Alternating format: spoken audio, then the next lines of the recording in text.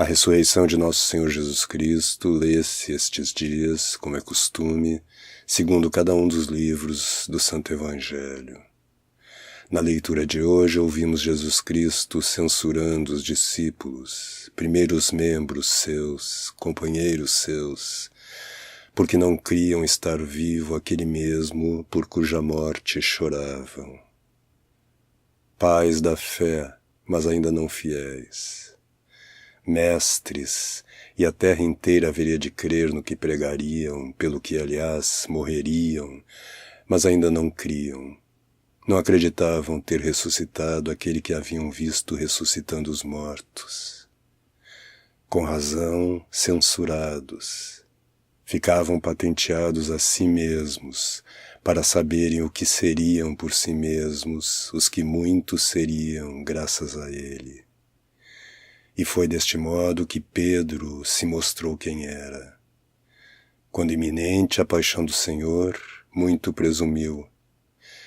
Chegada a paixão, titubeou, mas caiu em si, condoeu-se, chorou, convertendo-se a seu Criador. Eis que eram os que ainda não criam, apesar de já verem. Grande, pois, foi a honra a nós concedida por aquele que permitiu crêssemos no que não vemos. Nós cremos pelas palavras deles, ao passo que eles não criam em seus próprios olhos.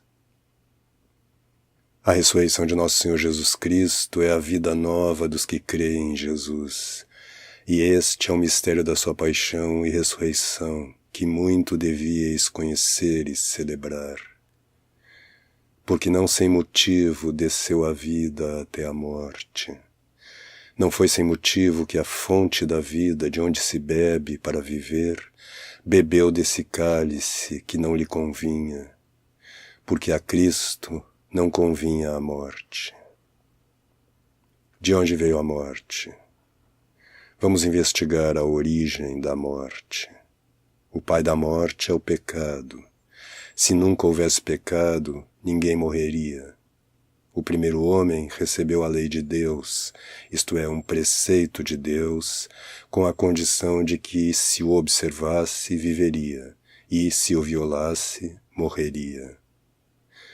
Não crendo que morreria, fez o que o faria morrer. E verificou a verdade do que dissera quem lhe dera a lei.